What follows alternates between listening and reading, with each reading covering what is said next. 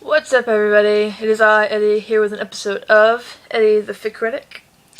Hopefully there are titles with that, because I just got editing software! Yay! Dancing thumbs.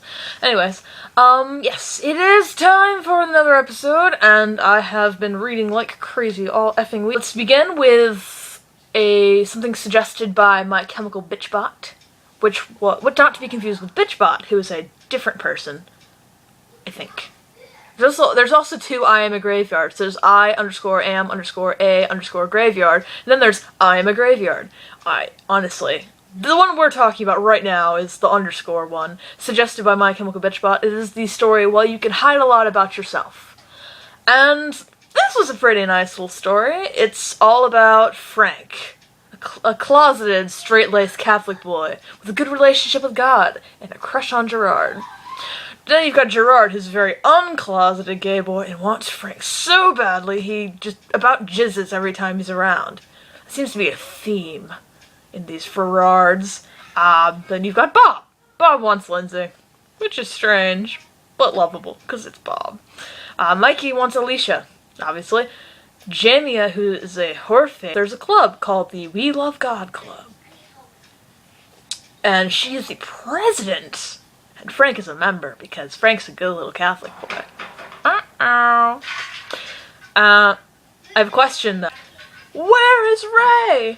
The beloved Frode Wonder. Where is he? He's missing. He's mentioned a couple times, but he's not there. He's just not there, and it hurts me inside. I love Ray. He's so adorable. It's a Ferrard, obviously. And Gerard's like, bam, oh my god, he's so sexy, but he doesn't want to be with me. I'm sure he doesn't because he's so Catholic. And he's like, Frankie, you're a queer. Get out of that closet now. And Frank's like, no, I don't want to. I'm scared God will hate me.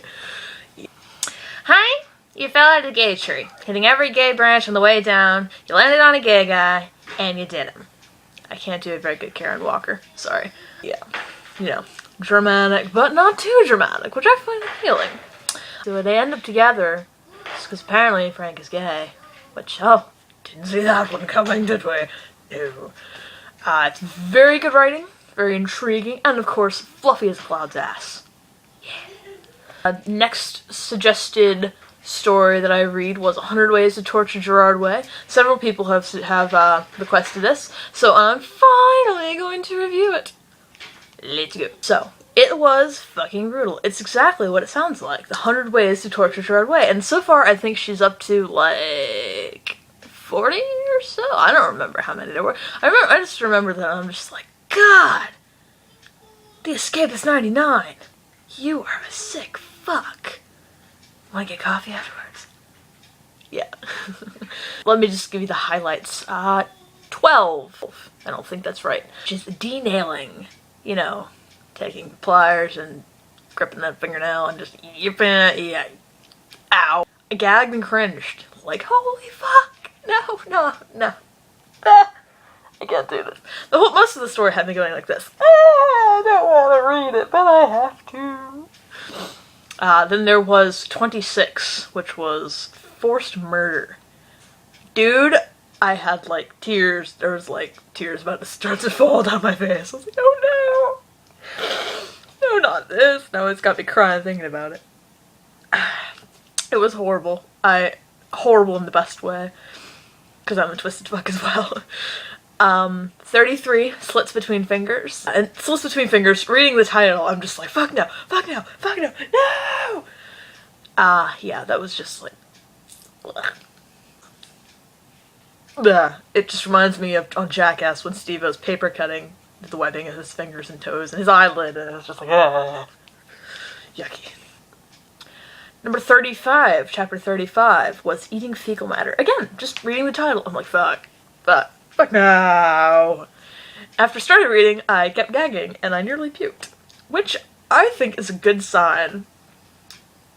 Pretty good story. I liked it quite much. Several instances of dreams, which pissed me off so bad. It's just like, oh no, they've saved me!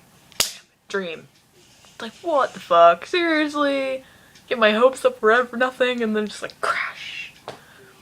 So yeah, thank you, the Escapist 99, for that lovely display of gruesome torture. I love it, really do. I love Frankie Iero. I can't read this. I love Frankie Iero XX. They suggested XX Fallen Angel quadruple X's I Don't Love You Like I Did Yesterday.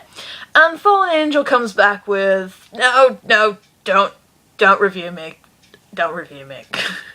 So, okay. Then we have something suggested by cookie_monster, which is New Town Same Old ... maybe by Adrenaline Bomb. In the first chapter, well, throughout the whole story really, there was too many point of view shifts for me. Technical stuff. There was very friendly, upbeat writing style, a few grammar mistakes and spelling mistakes. And then we get to the fact that it's very Mary Sue-ish. Not sure if it was intended, but that's the vibe I'm getting. For example, oh, my sisters or friends or whoever they are younger than me, but we're all in the same grade.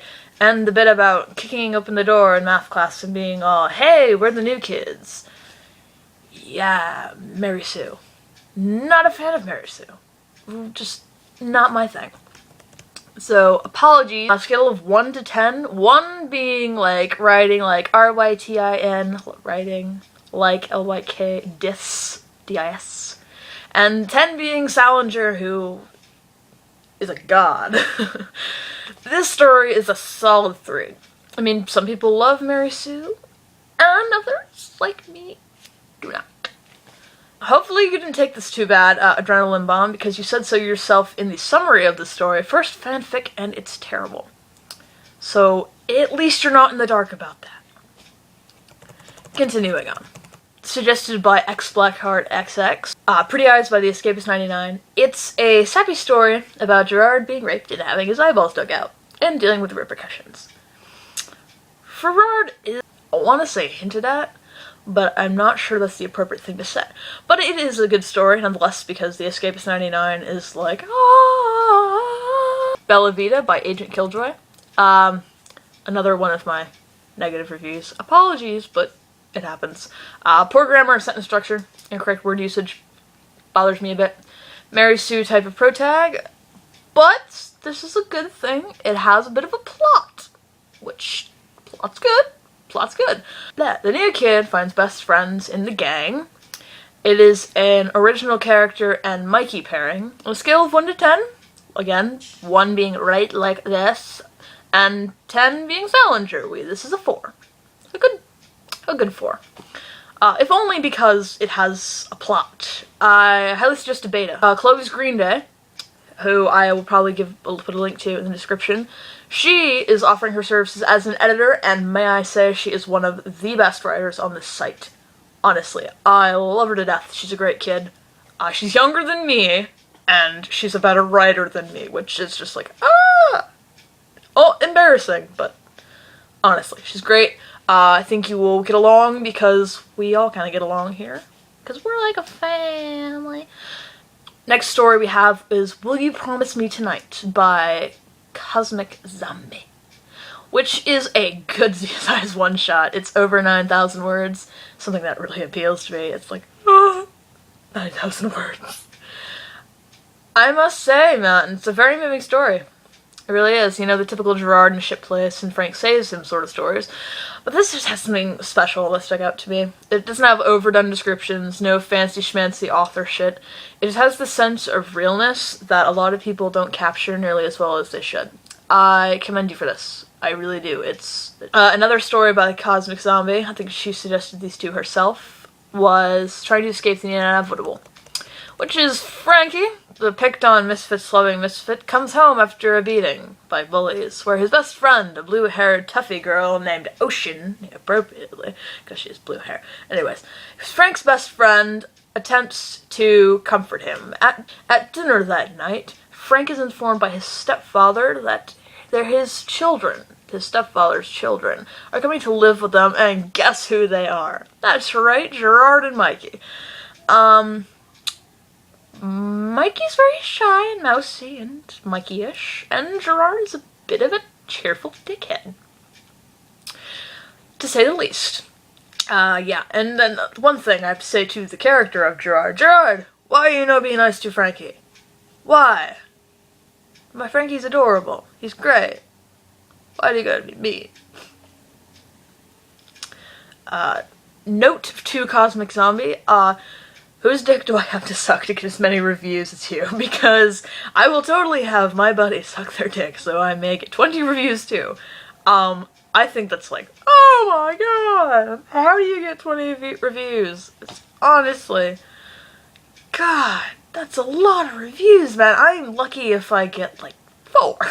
Cosmiczombie cannot wait for an update. Looking forward to it, as always. Then, this one has been suggested a few times. It's Don't Google Yourself by adnarimsamada. This story right here. You've got the guys and they stumble upon fanfiction. I know what you're thinking. Cliche, cliche, cliche. No.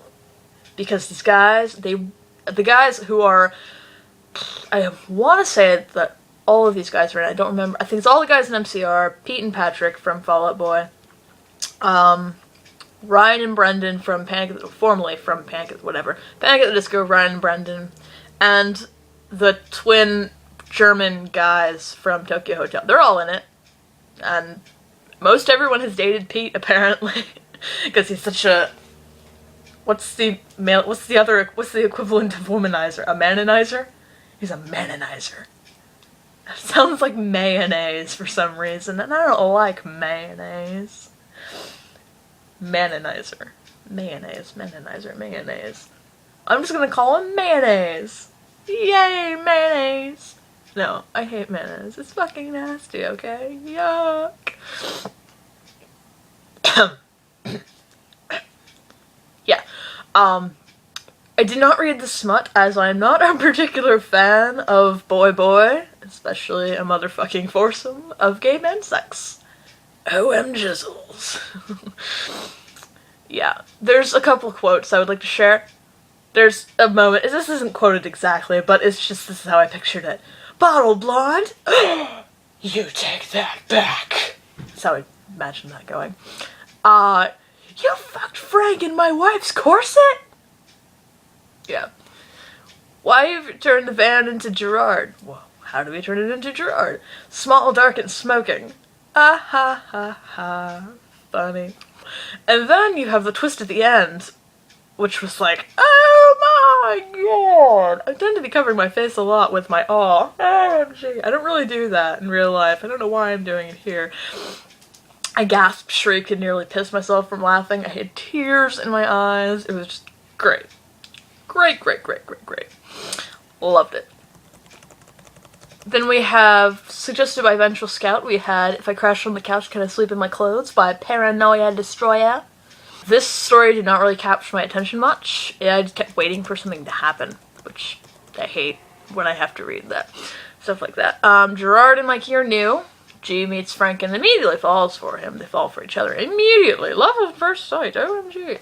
How original, right? Though they don't realize they like each other. The one likes the other. For like a jillion chapters. They start going out after a while, and there's some sort of original character and Mikey going on. I don't know.